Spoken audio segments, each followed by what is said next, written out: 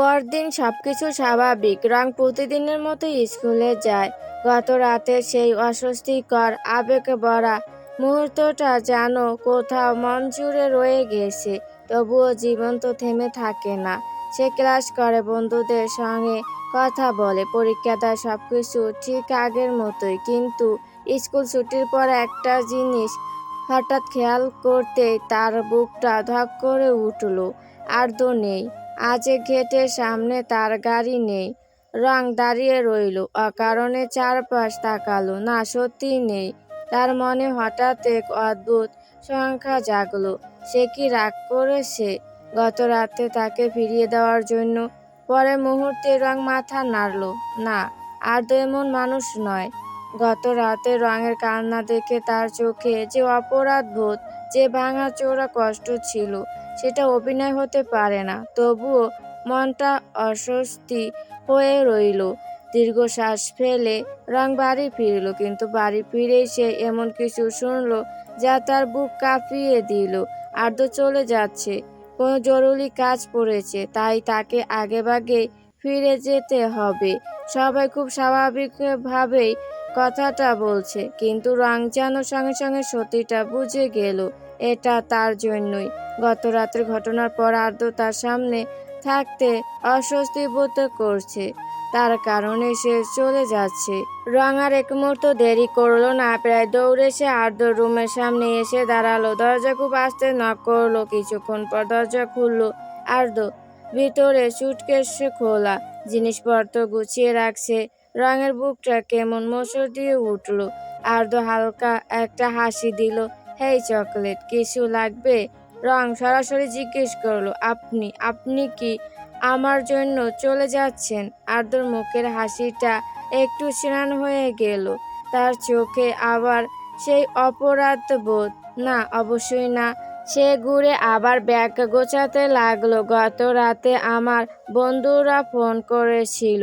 পরের সেমিস্টারের আগে একটা অ্যাসাইনমেন্ট প্রজেক্ট শেষ করতে হবে। তাই কথা শেষ করার আগে রং এগিয়ে এসে পিছন থেকে তার টি শার্টের মুঠো করে ধরল। আর্দ্র থেমে গেল।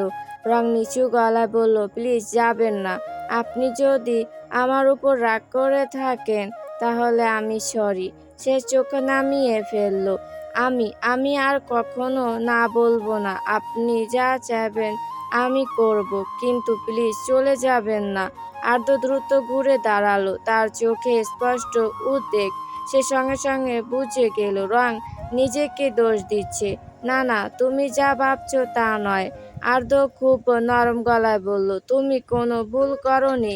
ভুল যদি কেউ করে থাকে সেটা আমি। তোমার না করার সম্পূর্ণ অধিকার আছে। রং মাথা নাড়ল। তার চোখে আবার জল জমছে। তাহলে যাবেন না। সে আরো শক্ত করে আর্দ্রর জামা চেপে ধরল। আপনি যদি সত্যি আমার ওপর রাগ না করে থাকেন তাহলে যাবেন না। আর্দ্র দ্বিধায় পড়ে গেল। সে আসলে রাগ করে যাচ্ছে না। সে যাচ্ছে কারণ নিজের উপর তার আর ভরসা নেই। সে আবার রঙের চোখে সেই ভয় দেখতে চায় না। সে চায় দূরে থাকতে, যেন আর কোনো ভুল না হয়। কিন্তু রঙের কাপা হাত, তার জামা আঁকড়ে ধরা আঙুলগুলো সবকিছু তাকে দুর্বল করে দিচ্ছে। রং আবার খুব আস্তে বলল, প্লিজ যাবেন না।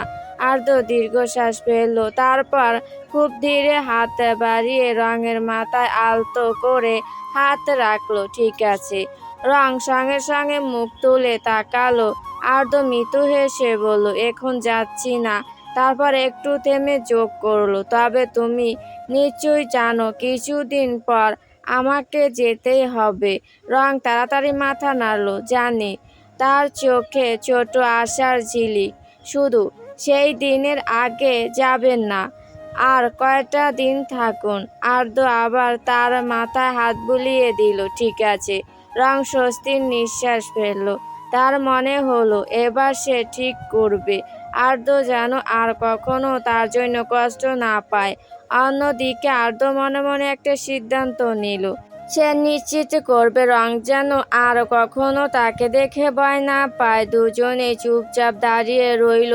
কেউ কিছু বলল না।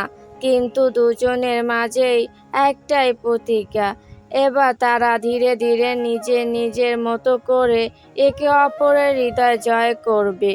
রঙের মনের শান্তির জন্যই হোক কিংবা নিজের অপরাধবোধ থেকে পালানোর জন্য আর্দ্র আরও কিছুদিন দেশে থেকে গিয়েছিল। সেই সময়টাতে সে যতটা সম্ভব স্বাভাবিক আচরণ করার চেষ্টা করেছে।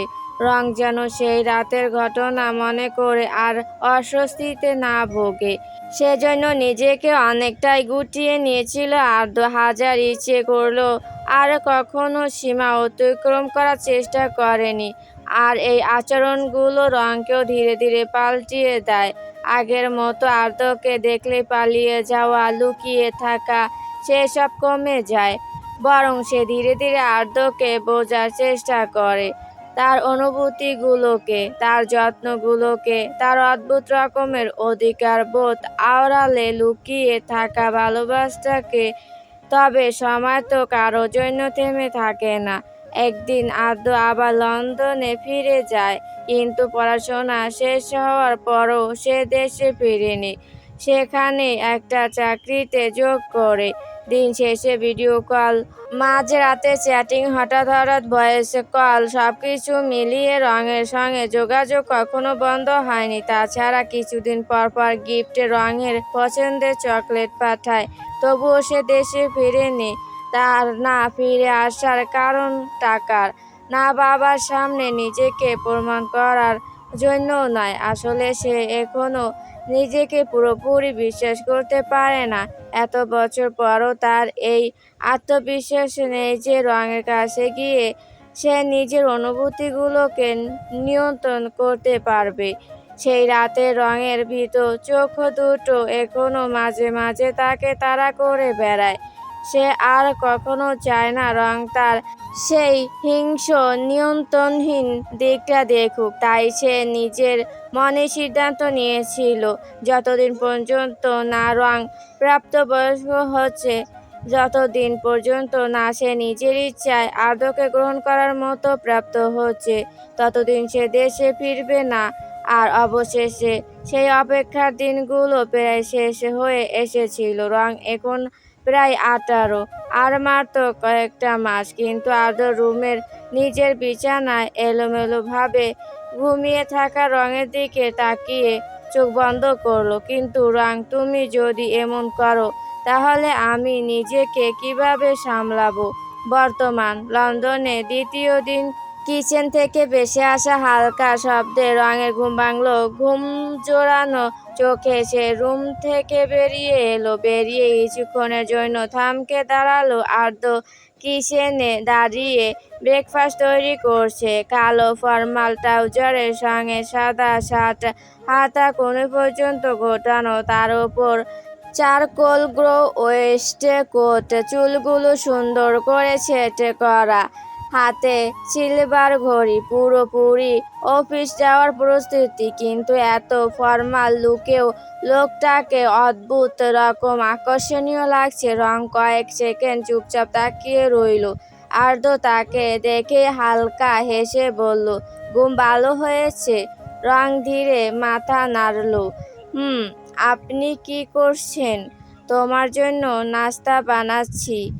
আর্দ্র প্লেটে খাবার সাজাতে সাজাতে বলল, একদম লন্ডন স্টাইলে। টেবিলের উপর একে একে রাখলো butter toast, scrambled egg, grilled sausage, baked beans আর এক মগ গরম হট চকলেট।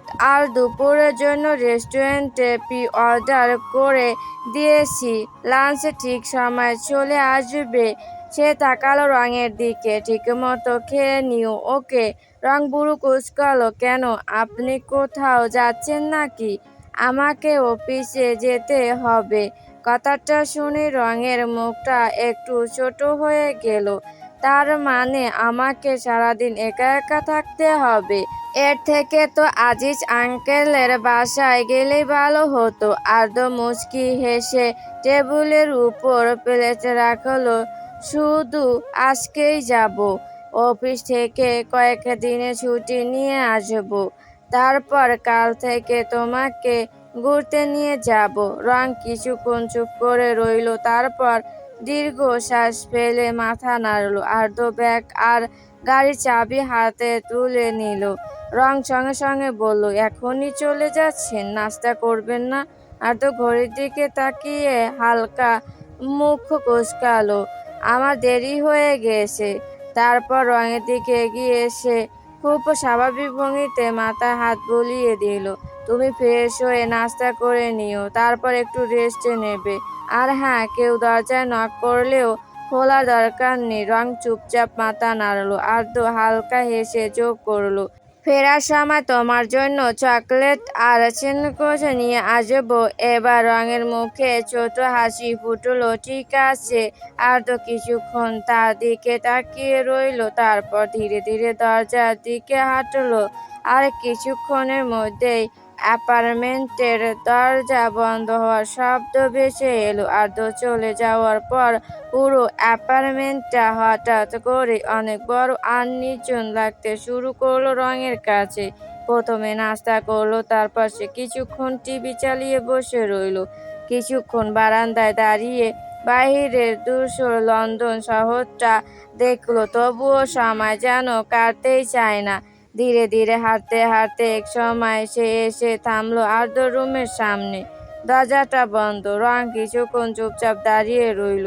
গতকাল আর্দ্র খুব স্পষ্ট করে বলেছিল, আমার রুমে ঢুকবে না। কথাটা মনে পড়তেই তার ভেতরে হালকা কৌতূহল জেগে উঠল। আসলে এমনভাবে নিষেধ করলে মানুষের আরো বেশি দেখতে ইচ্ছে করে।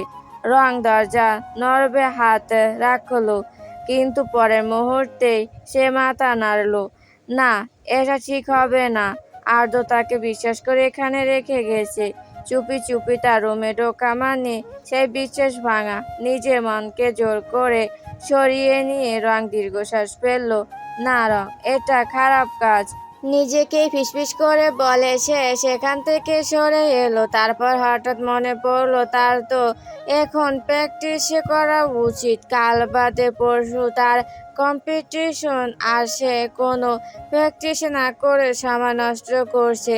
ভাবনাটা মাথায় আসতেই রং দ্রুত নিজের আঁকার জিনিসগুলো বের করে লিভিং রুমের কাপড়ের উপর বসে পড়লো। প্রথমে কি আঁকবে বুঝতে পারছিল না, তারপর অজান্তে তুলি চলতে শুরু করলো। ধীরে ধীরে সাদা ক্যানভাসে ফুটে উঠতে লাগলো লন্ডনের ধূসর আকাশ, বড় বড় ঝালনা, আর ঝালনার পাশে কফির মগ হতে দাঁড়িয়ে থাকা এক মানুষ। অজান্তে সে মানুষের অভয়টা আর্দ্রর মতো হয়ে গেল। রং কিছুক্ষণ চুপচাপ ছবিটার দিকে তাকিয়ে রইল, তারপর নিজেই হালকা হেসে ফেলল। কখন সময় কেটে গেল সে টেরই পেল না। পেন্টিং শেষ হতে হতে বিকেলের আলো ধীরে ধীরে চ্যান হয়ে এলো। হালকা ক্লান্তি অনুভব করতেই রং সোফায় গিয়ে বসলো। তারপর কখন যে শুয়ে পড়েছে সে নিজেও জানে না। এক হাতে এখনো পেন্টিং ব্রাশ ধরা, চুলগুলো এলোমেলো হয়ে মুখের উপর ছড়িয়ে আছে। লন্ডনে ঠান্ডা বিকেলের আলো বড় ঝালনা পেরিয়ে এসে নরম ভাবে পড়ছে তার ঘুমন্ত মুখে। আর পুরো অ্যাপার্টমেন্ট জুড়ে ছড়িয়ে আছে এক ধরনের শান্ত নিঃশব্দ নিঃসঙ্গতা। সন্ধ্যার কিছু পর আর্দ্র বাসায় ফিরল। দরজা খুলে সে থমকে দাঁড়ালো। লিভিং রুমের মাঝখানে সোফার উপর গুটি সুটি মেরে ঘুমিয়ে আছে রং। এক হাতে এখনো পেন্টিং ব্রাশ ধরা, পাশে ছড়িয়ে ছিটিয়ে রং তুলি আর আদা শুকিয়ে যাওয়া ক্যানভাস। বড় জানলা দিয়ে ঢুকে পড়া সন্ধ্যার আলো তার মুখের উপর নরম ছায়া ফেলেছে। ঘুমন্ত অবস্থায় মেয়েটাকে অদ্ভুত শান্ত লাগছে। আর্দ্র ধীরে ধীরে এগিয়ে এলো, তারপর নিচু হয়ে কিছুক্ষণ চুপচাপ তাকিয়ে রইল রঙের দিকে। মুখের উপর এলোমেলো চুল পড়ে আছে, ভ্রুগুলো হালকা কুঁচকে আছে, যেন ঘুমের মাঝেও কোনো কিছু নিয়ে ভাবছে। আর্দ্র আস্তে বলল, রুম থাকতে এখানে ঘুমাচ্ছে কেন? সে একটু ঝুঁকে এলো। নরম গলায় ডাকলো সে, রং, এই ওঠো। এভাবে এখানে ঘুমাচ্ছ কেন? কোনো সাড়া নেই। রং গভীর ঘুমে ডুবে আছে। আদ্য দীর্ঘশ্বাস ফেললো। এভাবে সোফায় ঘুমালে পরে শরীর ব্যথা করবে। তার চোখ এবার পাশে রাখা ক্যানভাসটার দিকে গেল। আদা শুকনো রঙের মধ্যে আঁকা একটা পরিচিত অভয়। জানালার পাশে দাঁড়িয়ে থাকা একজন মানুষ। আদ্য কিছুক্ষণ চুপ করে ছবিটার দিকে তাকিয়ে রইল। তারপর খুব ধীরে হাসলো। তাহলে সারাদিন আমাকে মিস করছিলে?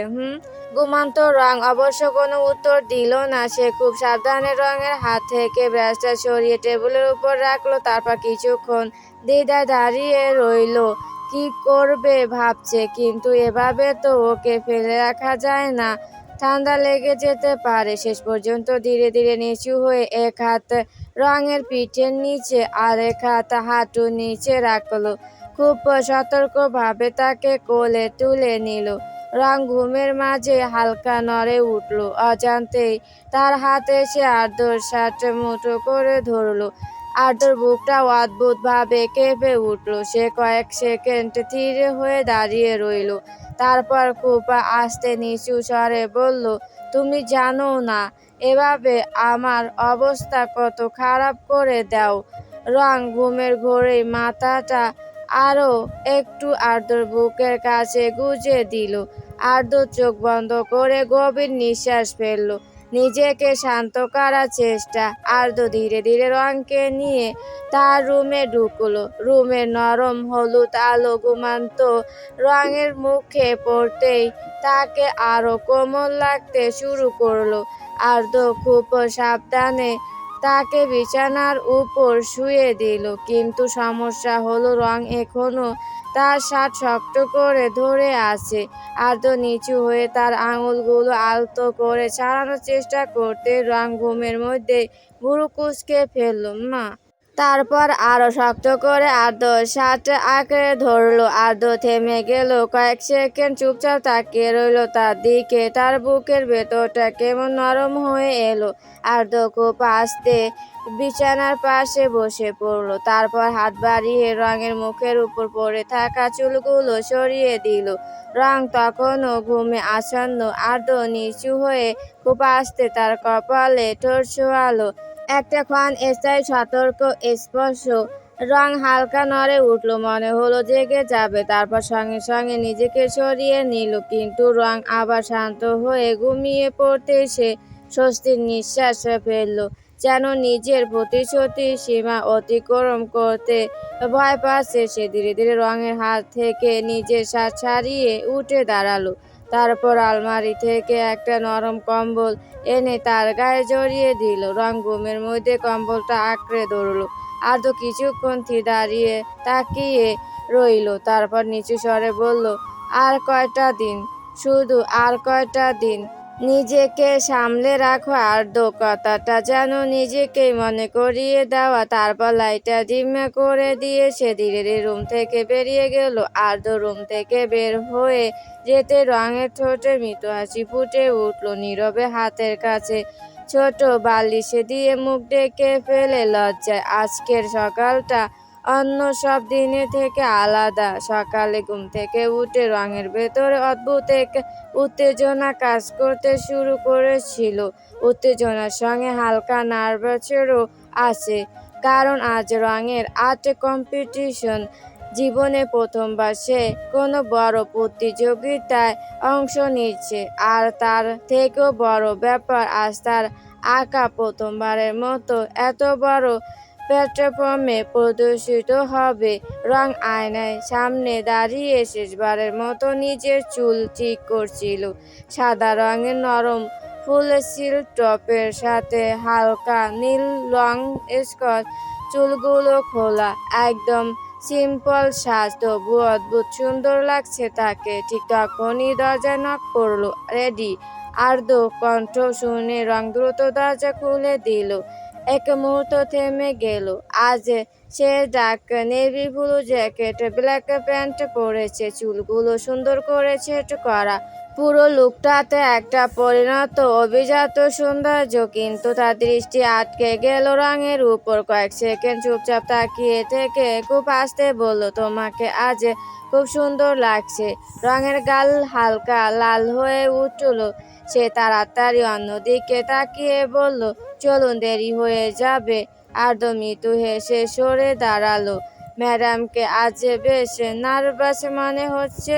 একটুও না। আর্দ্র ভুরু তুলল। রিয়েলি? তাহলে হাত এত ঠান্ডা কেন? রং বুঝতেই পারেনি কখন আর্দ্র তার হাত ধরে ফেলেছে। সে দ্রুত হাত ছাড়িয়ে নিল।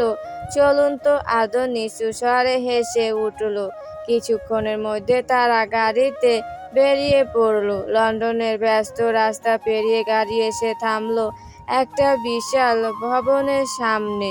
রয়্যাল আর্ট একাডেমি বিল্ডিংটার পুরো স্থাপত্যই যেন শিল্পের ছোঁয়ায় তৈরি। বড় কাচের দেয়াল, আধুনিক ডিজাইন, সামনে বিভিন্ন ভাস্কর্য আর রঙিন আর্ট ইনস্টলেশন। জায়গাটা দেখে রঙের বুকের ভেতরটা ধক ধক করতে শুরু করলো। এত বড় জায়গায় এত মানুষে অজান্তে একটু চুপ হয়ে গেল। আদৌ সেটা খেয়াল করলো। গাড়ি পার্ক করে এসে সে রঙের দিকে তাকালো। এই যে রং মুখ তুলল। নার্ভাস লাগছে? এইবার আর রং মিথ্যা বলে না। মাথা নাড়ল আর্দ্র। খুব স্বাভাবিক গলায় বলল, তুমি পারবে। রং কিছু বলল না। আর্দ্র এবার একটু ঝুঁকে তার মাথায় আলতো টোকা দিল। তোমার আঁকা যারা দেখবে তারা কেউ চোখ সরাতে পারবে না। So relax. রঙের টেনশন ভরা মুখে ধীরে ধীরে ছোট একটা হাসি ফুটে উঠল। তারপর দুজন একসাথে গাড়ি থেকে নেমে একাডেমির ভিতরে ঢুকে গেল। কম্পিটিশন শুরু হওয়ার পর অংশগ্রহণকারীদের একে একে ভেতরে নিয়ে যাওয়া হলো। রঙও নিজের ক্যানভাস আর রঙের বক্স নিয়ে ভিতরে ঢুকে গেল।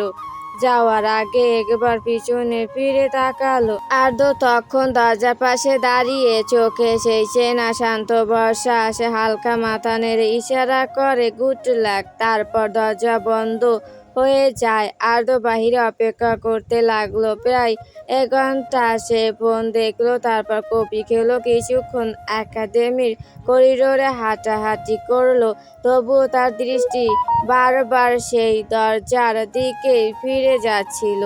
সময় যত এগোচ্ছে তার অপেক্ষাও তত বাড়ছে।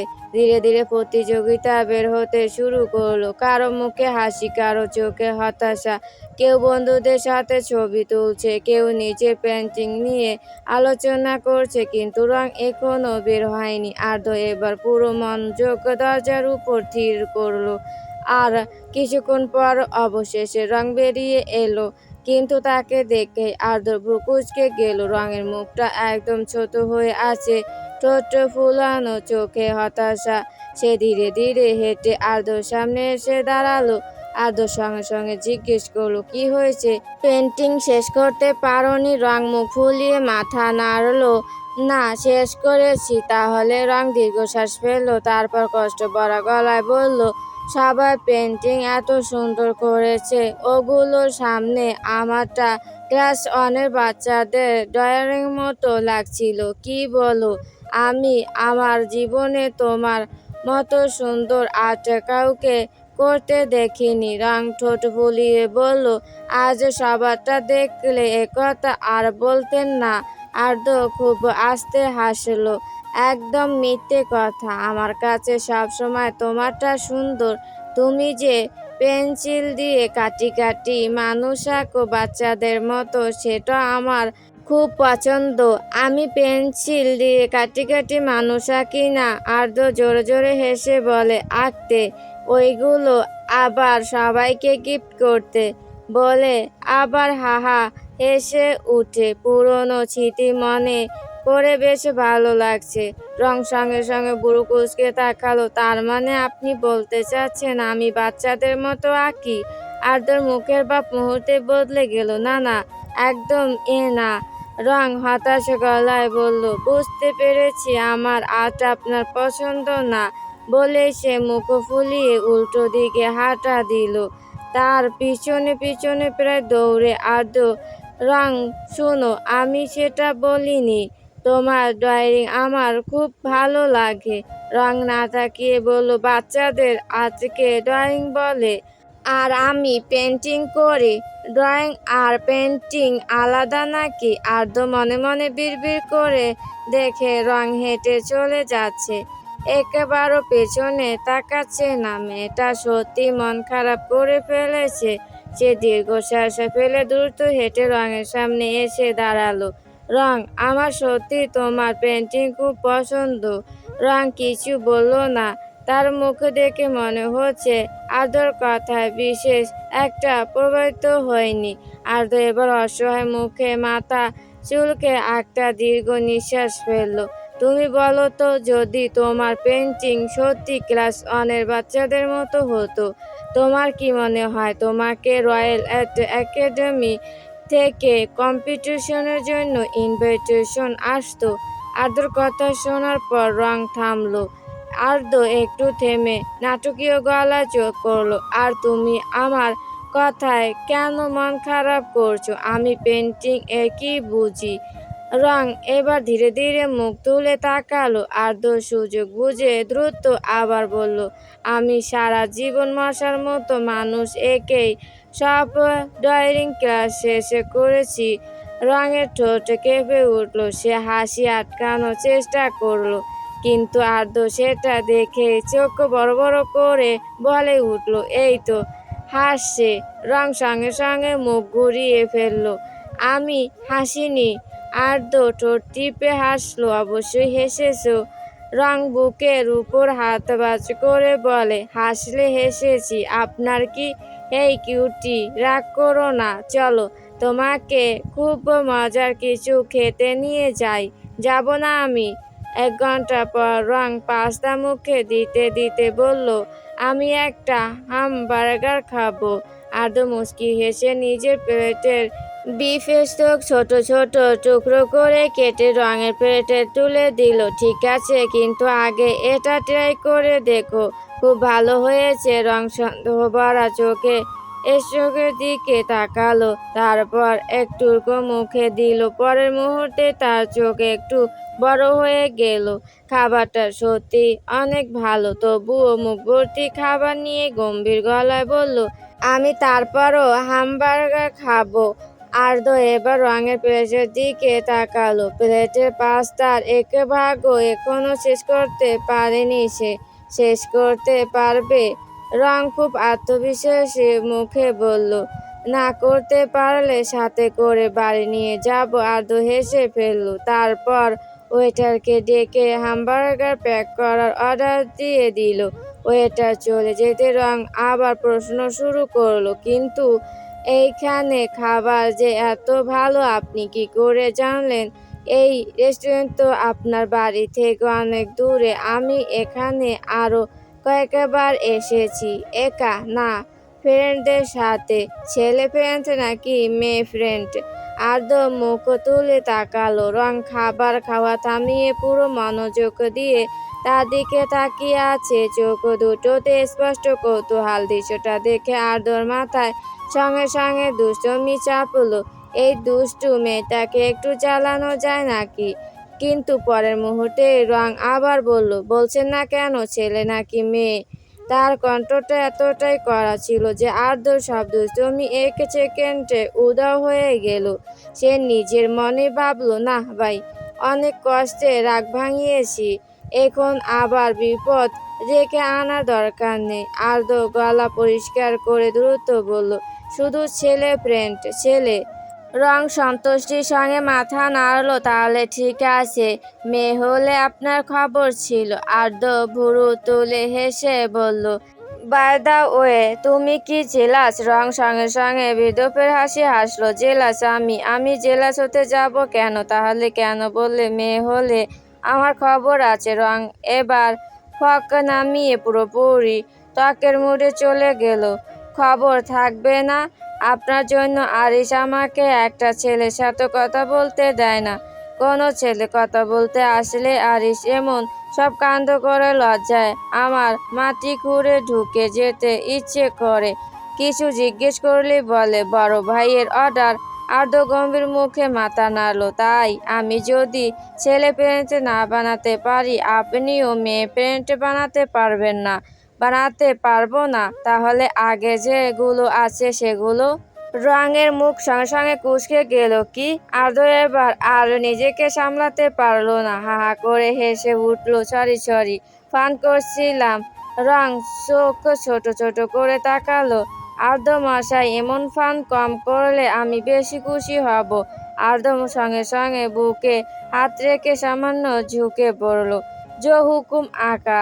রং ভেঙচি কেটে আবার খাবারে মনোযোগ দিল। কিছুক্ষণ পর আর্দ্র প্যানিকে টেবিল রেখে উঠে দাঁড়ালো। রং, তুমি খাও, আমি একটু ওয়াশরুম থেকে আসি বলেই সে ওয়াশরুমের দিকে চলে গেল। আর্দ্র যাওয়ার কিছুক্ষণ পর টেবিলের উপর রাখা তার ফোনটা বেজে উঠল। রং প্রথমে তাকিয়ে রইল, তারপর ধীরে ধীরে ফোনটা হাতে নিল। স্ক্রিনে ভেসে উঠছে সিন্ধি কলিং।